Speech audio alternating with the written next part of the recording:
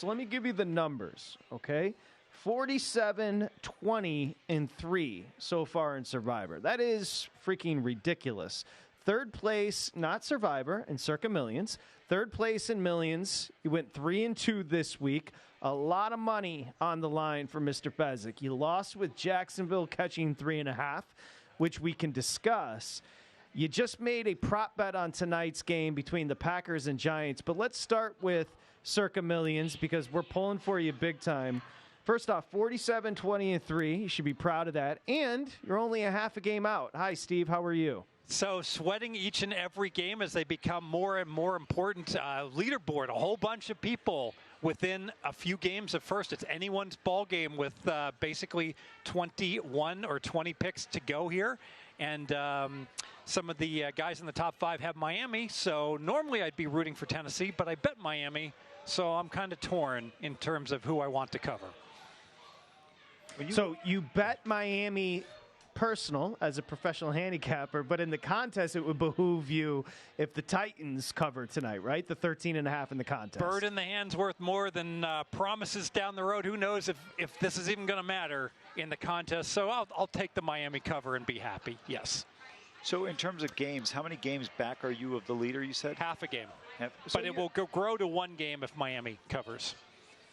It's right. I mean, the one thing that's so impressive, Patrick, when you look at this record, is to have over, what are we in, week 14? Yes, 14 for 70 picks. 70 picks so far. You can't afford a 1-4, 2-3 week. It's just not feasible. Steve, what's your worst week been? 3-2? 2-3. I had one week that I had a losing weekend. So, and when you think of that, kind of makes sense because the odds of having a winning week any one week are less than 50% because 2-2-1 would not be a winning week. Sure. So, if you just have a tie, you got to go 3-1 on the other 4 picks. So up through weeks 1 through 12, I had a winning week each and every week. And the odds of doing that are like, it would be 1,001 to 1 to do a 10 straight weeks. So it's 4,000 to 1 to do a 12 straight weeks. To do it 20 weeks, it'd be 1,000,000 to 1. So pretty much the winner's going to have 1 week where they have a losing week, but I can't afford another one. 47-20-3 is ridiculous. Do you mind if we go over the 5 plays from this past weekend and we can kind of walk through the thought process? Would you do it again? Let's go through them. I sure hope I can remember it. So I had San Francisco minus 10.5. That was really a no-brainer at the time. The line was 12.5. Geno uncertain. That line closed as high as 16 in one spot when we knew Drew Lock was going to play. Who knew Drew Lock was going to be able to play capably? I had Cincinnati at Pick'em, and that steamed all the way to 3. My goodness. Yep.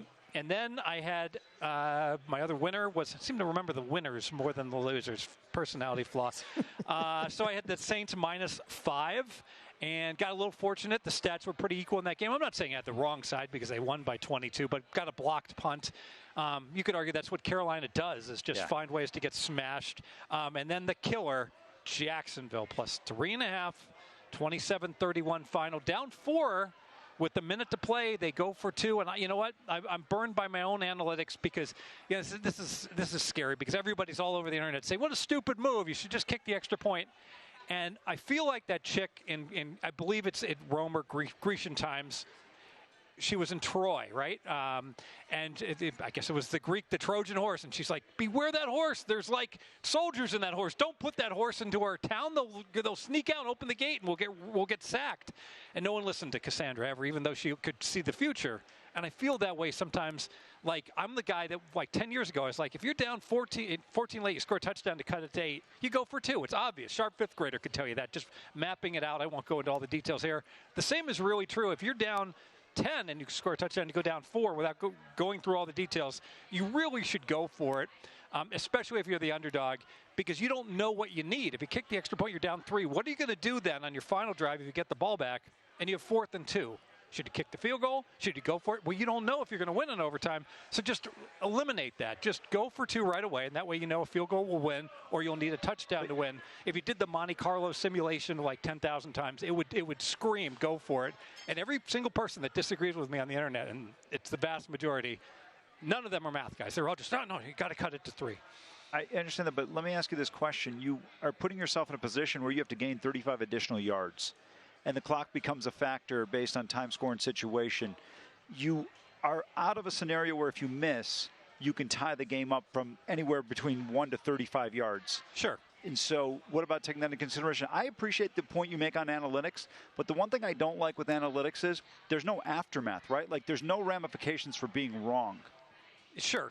Well, but in this case, the beauty is that you don't know if you're going to win in overtime. Sure. If you get to overtime, especially as an underdog, you're still only going to win 40% of the time. So in this case, if let's say you're on your opponent's 20-yard line and there's 30 seconds to play, if you go for 2 and you get it, you win. You take 3 knees, you kick the field goal, and you win. And if you're down 4, well, then you got to chuck the ball into the end zone, and maybe you're a small underdog to win at that point. But the point is, the offense benefits more than the defense, knowing exactly what they need in almost all scenarios. So, while Trevor Lawrence was getting sacked on that 2-point attempt, even you with millions of dollars on the line were like, you know what, Doug Peterson, I respect the call. Oh, absolutely. And like I said, anyone who disagrees with me, just plug it into ESPN and say, all right, assume I get it half the time. Assume I'm down 4, assume I'm down 2. I assure you it will spit out your chance of winning the game is higher going for 2 than kicking the extra point. And you can even miss the extra point when you kick. It's not a guarantee you make it. You're hilarious.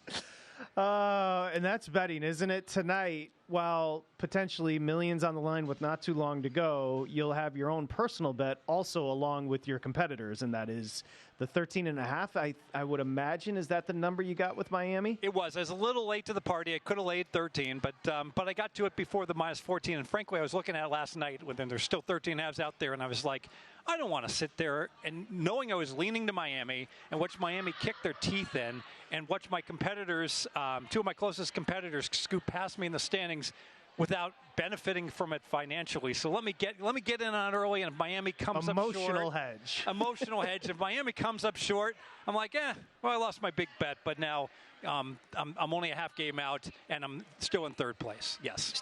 Steve, you broke down a great job of how you look at the current number to the number in the Circa contest. At what point do you actually, during the day on a Saturday, and do you enter your picks yourself? Do you have a proxy? And what's your time that you try to get your plays in by? I put my plays in 1 hour before. That's to avert all tragedy in case my phone breaks or the system goes down at Circa, whatever.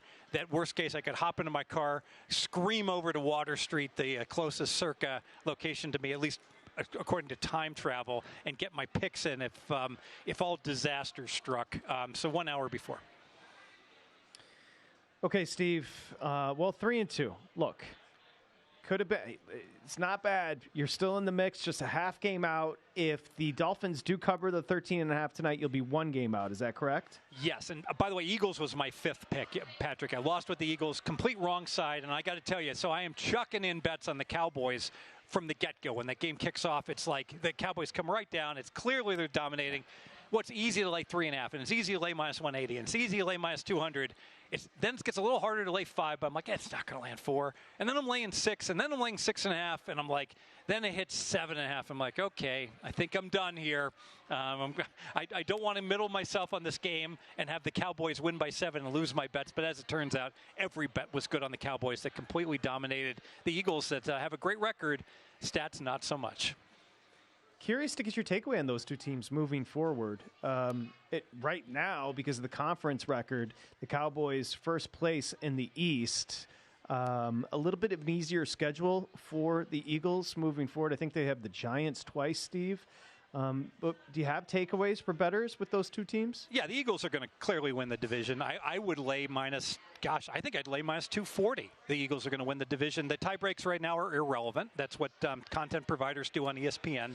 I don't give a crap about what the current numbers are. Projecting forward, where are they going to be at the end of the year more than likely? And the Eagles are extremely likely, if they tie at the end of the year, to have the tiebreakers. And I don't even think they're going to tie because Dallas has back-to-back games coming up where they'd be lucky to go 1-1, and the Eagles have a cupcake schedule that, bottom line, I think the worst case scenario, the Eagles go 3-1. Best case scenario, Dallas goes 3-1, more than likely, and even that's not going to be enough to get the Cowboys to win the tiebreaker at that point. So the Eagles, a little bar bet, if you can bet your friends Eagles to win the division, that's a great bet. And Patrick, did Dallas, 3 of their last 4 games are on the road, and to Steve's point, they've got a tough game coming up on Monday night, the Eagles do in Seattle. But if they manage that one, Giants at home, Cardinals at home, and then the bus ride over to the Meadowlands to take on the Giants in the final game of the regular season. They're in a great position despite the loss last night. Same question, Steve, as far as the Chiefs and the Bills coming out of that matchup. What'd you take away? You know, it's interesting because, you know, the refs just love to throw flags. They absolutely do. And it's like it's easy to say, well, that was, you know, he was clearly offside. So that's the right thing. You know what? Every single play I see this from, you know, a lineman, you know, tugging or pulling. And the irony is, though, that Kansas City won the Super Bowl because of a comparable call that probably shouldn't have been made. So I don't think they can complain too much. It's like Chris Moneymaker once was like, in a poker tournament, he's like, I just can't get a break in my poker play. And it's like, yeah, you dodged raindrops for 7 days, dude. You know, I mean, give me a break. I love Chris Moneymaker, but he ran better than God, which you have to win the main event. And you have to win the main event in sports betting, also in the Circa Millions. But the refs shouldn't have thrown the flag. And, you know, it's interesting how the takeaway is that the Kelsey pass should be incorporated for the hook and ladder type of pass more by offenses. He just improvised it. Teams should actually plan for that. It always works. And on the way in, Steve, you went straight to the counter, a little prop bet. Largest lead under 14.5 tonight, minus 120, Packers and Giants. Yeah, so I took a look and I saw they're down to 5.5, Packers favored here at Circa. Total 37, and I'm thinking to myself, wowza, what should the largest lead be? Because that's the prop I looked at, and it was 14.5. And I'm thinking, boy, you know, if Green Bay ever gets ahead by 15 points, the chances that the Giants are going to cover with Tommy DeVito are slim and none. And I'm thinking, you know, all this money is on the Giants, which I don't disagree with, but I'm not going to bet the Giants plus a crummy 5.5.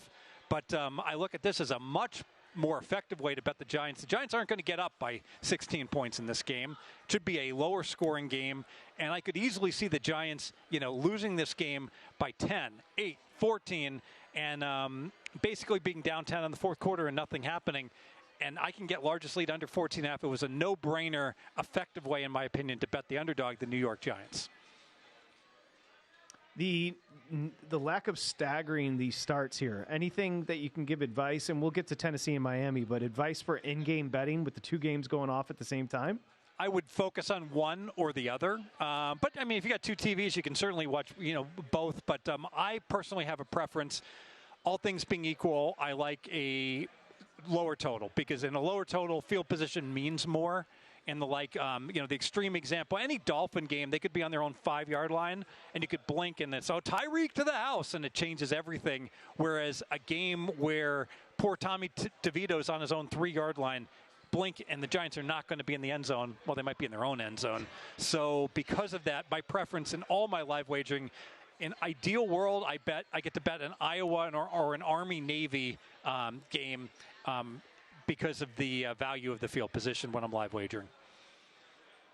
Key numbers. You mentioned this in your notes. So we did hit the 14, minus 14 Miami. Obviously, Tennessee and Levis in town. 45 on the total. Steve, you mentioned you wanted to discuss those two key numbers, 7 and 14. So full disclosure, I bow to closing line value, CLV, and good numbers, all right? To the point of, and people are critical of me, you know, oh, Fezzik pays too much attention to that. All you got to do is like handicap and pick the right side of the game. But the problem is anyone who's been paying attention and watching Gil Alexander's show is that he talks about how Plinko, which bucket is the puck going to fall into, where randomness, Jacksonville, end game. Plinko, you know what? You didn't worry about the Plinko if you had Cleveland minus 1.5 because you won. You know, no matter what was going to happen on that 2-point conversion, getting the best of the number. And because of this, if you're betting Miami, you have to lay less than 14, lay minus 13.5. And if you're betting Tennessee, well, you know, hang out at some of the less mainstream sports books throughout the world, and I imagine you're probably going to find a 14.5 and maybe a gold nugget, maybe a Treasure Island, maybe a win. Who knows? Maybe a Delaware Downs in the East Coast, maybe in Biloxi, Mississippi. All right, I'm throwing all these obscure places out, but you know, this is how the people that I know, you know, live in golf courses making money betting on sports, whereas a lot of people that disagree with us are living in apartments talking about how wrong we are, you know, going after the very best of the numbers.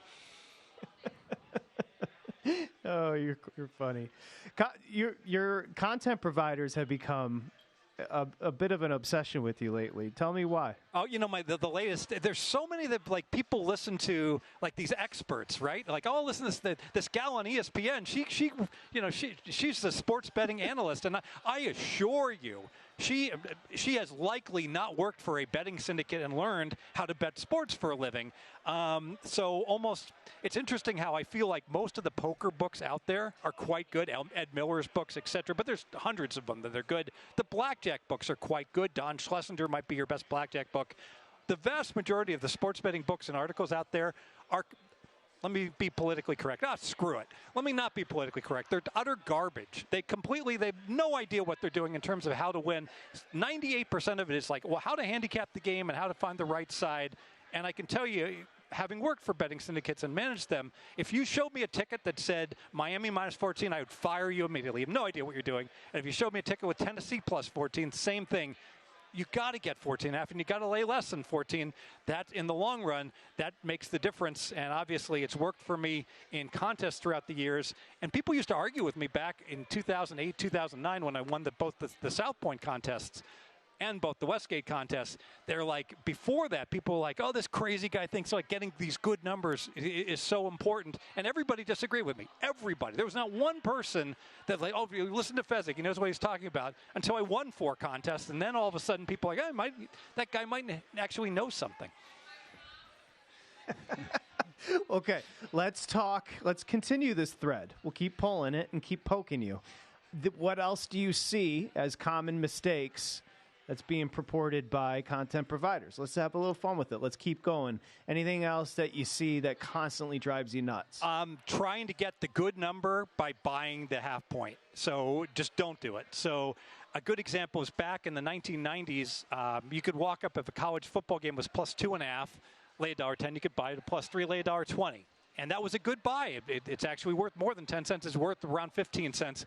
But now the sports books, the dastardly cockroach bookies, are charging you more and more to the point. Most books now charge at least 20 cents, if not 25 cents. So if I tell you, if Steve Fezzik tells you, bet this team plus 3 and the line's 2.5, and you're like, hey, Steve, I got your number. I got plus 3. I laid minus $1.35. Well, it's not going to do you any good. You can't lay minus $1.35. And so, and I'm in a constant fight. And these guys aren't even content providers. These are actually guys I respect, and they'll put up, here's my play minus 2.5, and it's good up to minus $1.20. And my take is that, unfortunately, that's just tout speak. It's a bunch of crap. The truth is, the vast majority of sports bettors that I know, they're laying minus 2.5, lay $1.10. And you know what's good to, Patrick? It's probably good to minus 2.5, lay $1.13. At most, it's worth like 3 more cents. And the best example, if you look at a money line, for instance, like when we're betting baseball, how often would I say, oh, bet plus 101, it's good up to plus 10, it's good up to minus 106. Of course it's not good to minus 106. You got to get a plus 101 or plus 100 or maybe minus 101 after it moves a nickel even. Boy, if I was that good and be able to spot winners like left and right that were off by 10 cents plus, I'd be living in a bigger house on a bigger golf course. I've seen where you live. It's pretty nice. Keep going.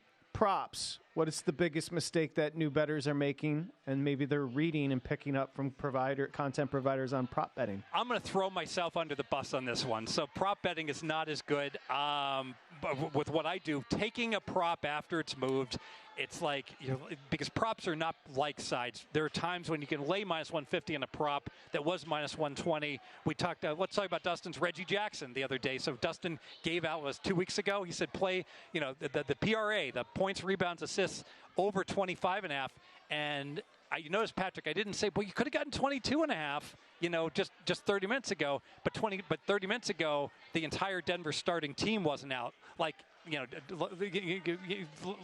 had happened. So Dustin identified that. And then Reggie went for 55 that night?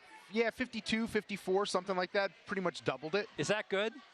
So think about that. Let's say you're playing a team total in the NFL and you played over 25 points and they score 55. That would be pretty much a no-brainer, and that absolutely happens in props. And the best evidence I can give is that all these books on the East Coast, they're dealing, a wide menu of prop bets.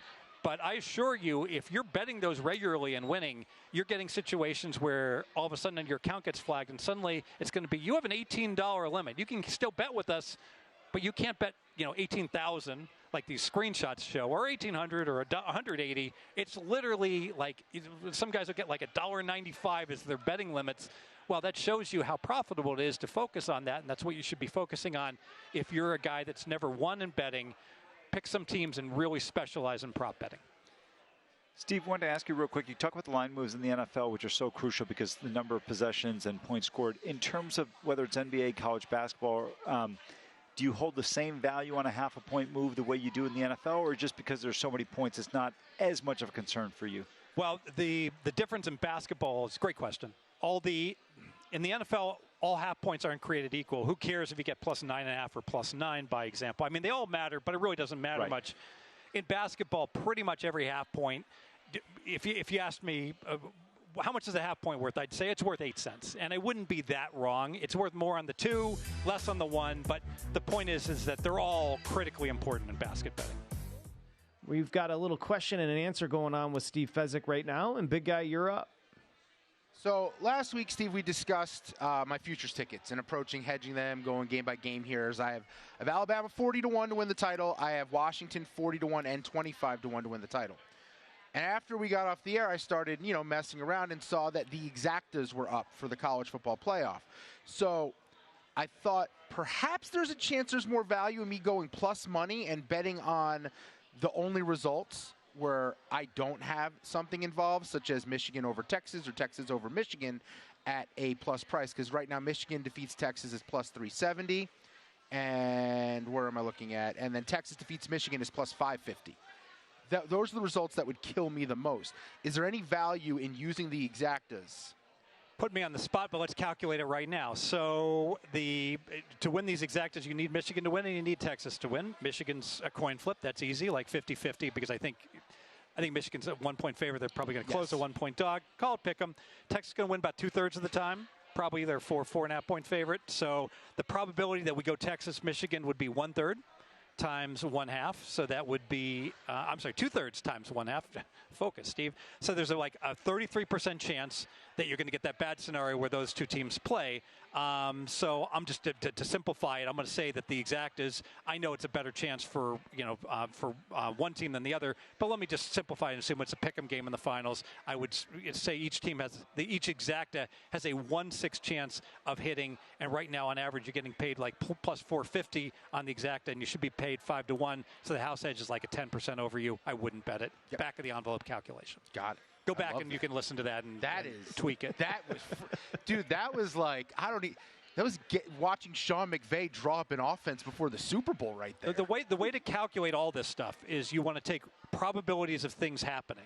So, like I said, and it's easy because it's like it's a pick'em game and a 2/3, 1/3 game to get to there. And so then you'd say, okay, if I get to that, there's a 1/3 chance those two teams meet, and then you'd have to plug in your spread. And what would Michigan be against Texas? Am I like minus probably about 2.5, 3? I was going to say 4. 4? Okay, yeah. so you could say that Michigan's going to win that game. Like you'd say the probability of Michigan over Texas would equal to 0.33 times like 0.625. And then sub in, 0.375 for the Texas times 1/3. And also, I'd have to place more bets to cover my own number here versus just going game by game with the two leading, because I still need them to win the title. And if my back in the envelope calculation came in like it was close to an equal bet, then we could go further. But it's so far away from close to an even bet, we could say, we can dismiss it as garbage. Good. That makes me happy. I don't want to mess with it because the Exacta market, I feel like I could get out of control with it. And, I'll use one technique that everyone should be doing more and more of, especially island games, standalone games like this. You don't think that if you're about to hedge, you're about to take your little finger and click on a bet on Michigan or Texas, that if you text me, I wouldn't say, you know what?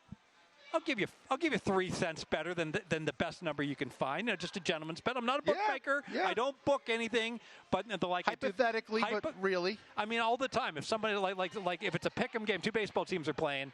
That's a bad example because you got the reduced vig. But it's a pick'em football game. Two teams are minus 110 in each direction. Let's say Alabama's about to play Michigan. Patrick, if you text me and say, Steve, can I have one of these teams plus 106? I'd be like, yeah, I don't care. Take either one of them. Sure, absolutely. I'm sorry, you're going to lay 106. I get the plus 106. Absolutely. Not that I'm a bookmaker, but I'm like, help you out and spread out your risk. Of course, I'm going to give you a bargain. How have you been? I'm looking right now, Steve Fezzik joining us here.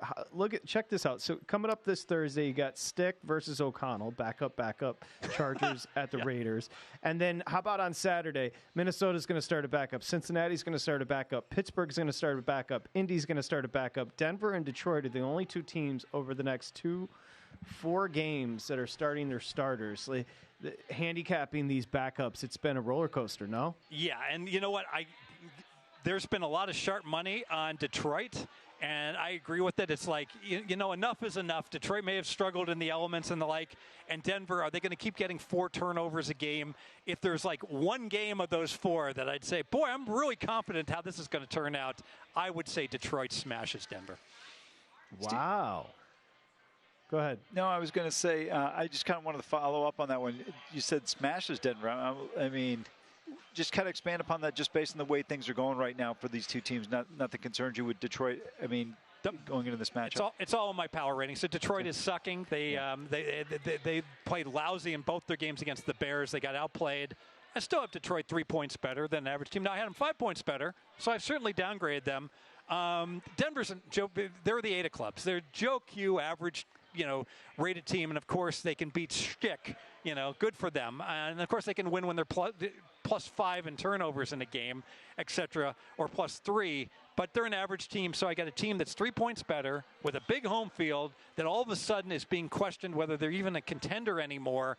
And it's true, Detroit was playing better earlier in the year. Don't care. There's 3 points better coming in off of a bad game. I've seen this movie before. Denver's been rolling along. Detroit wins the game. Curious to walk through your mind, through a professional's mind on Chicago versus Cleveland. So Fields, who kind of put a resume out there, played very well against Detroit. And here's Flacco. He'll get another start. So Chicago at Cleveland, and DraftKings is showing 3.5, minus 3.5 with Cleveland, and 38 on the total. So I know Flacco's been playing much better, but my numbers deviate considerably. I have it much closer than the 3 to 3.5 that it currently is. I could only look towards the Bears, who are playing very well, and I refuse to believe that Joe Flacco has suddenly gone from being horrible when he was playing for the Jets to being a competent starting quarterback in the NFL. Okay, let's keep going with this. Let's talk about your numbers when it comes to a big matchup. Dallas at Buffalo, Steve. Buffalo's minus 2.5 at DraftKings and 49 on the total. I bet Buffalo minus 1 at open. I apologize. Wait, 20. That's a fine. Damn.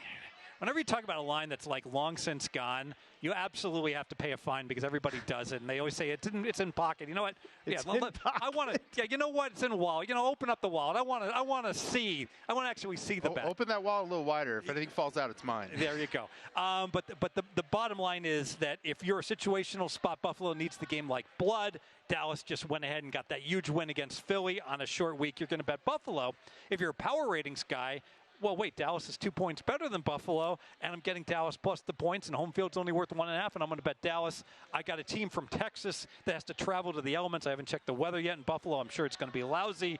I think the situations and tangibles favor the Bills. I would bet Buffalo. Got into my head. Okay, let's keep it going. 329, Baltimore at Jacksonville. Baltimore's minus 3.5 and 43.5 on the total. I would look towards Jacksonville. I'm worried that obviously their quarterback not quite 100%, but interesting. My power ratings, I got Baltimore 5 points better. That looks to be too big of a disparity, though. So I got a question. Maybe I got Baltimore rated too high. Crappy weather against an NFC team where that quirky offense has all the edges, and they had to get a punt return to beat the Rams. I'd lean to Jacksonville. Quick question for you. Why did you instinctually say that you thought maybe you had Baltimore rated too high, as opposed to maybe there's an error in the line and it might be in your favor? And I know you like Jacksonville in this particular spot, but maybe you've taken Baltimore, something to that effect. I'm thinking back to last week against the Rams, and I just thought that they got to play a beach city team, in the elements, bad weather, and they just struggled so much, and I lowered them half a point. I'm like, you know what? If they fumble that punt return instead of running it back, and they lose outright, I'd have no problem slamming them and downgrading them a good point and a quarter instead of only downgrading them a half point for what basically was just a random special teams play. Okay. Emotional hedge tonight, my friend. So if Miami covers the 13.5, short term, you go buy Johnny a bigger Christmas present. Long term, if they don't, we're in a better situation for Circa Millions. Fair? Fair. And you know what? My Christmas present, this makes so much sense. And I got $1 billion idea here. I'm just going to buy him like lots of really cool music, like ELO and like some old Stones, best of Stone songs, because they have so many bad songs in so many of their albums. The good songs like Angie and the like, and Under My Thumb. So I'm going to get them a lot of vintage rock and the like, so that won't be that expensive. That's going to be my way of Christmas shopping for my young son. And also, I'm going to ask him what his favorite songs are, and then I'm going to artificial intelligence match to what those same songs were back in the late 70s, early 80s. Are we talking vinyl? Are we talking records? Are you actually buying Johnny vinyl? 8-track cassettes. Why not? Go to VSiN.com/subscribe to become a VSiN Pro subscriber today.